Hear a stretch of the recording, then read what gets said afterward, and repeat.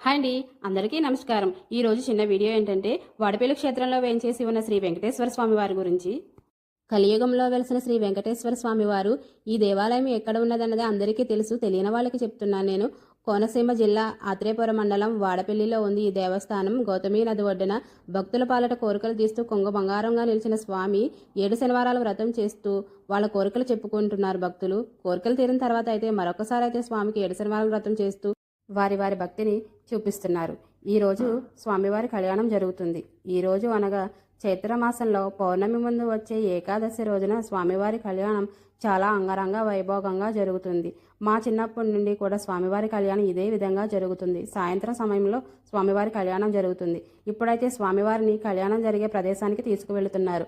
డప్పులతో సన్నాయి మేళంతో భక్తుల ఊరేగింపుతో స్వామివారిని కళ్యాణం వద్దకు తీసుకువెళ్తున్నారు. స్వామివారిని చూడండి, అమ్మవారితో అయితే ఎంత అద్భుతంగా కనిపిస్తున్నారో.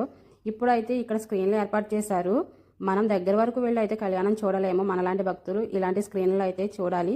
ఒక పక్కన కళ్యాణం జరుగుతుంటే ఇంకొక పక్కన అయితే హారతికర్పూరం వెలిగిస్తారు. ఈ హారతికర్పూరం అయితే మా ఊర్లో వాళ్ళు, ఇంకా మా చుట్టుపక్కల ఊర్లో వాళ్ళు అయితే తప్పకుండా వెలిగిస్తారు ప్రతి సంవత్సరం అయితేని.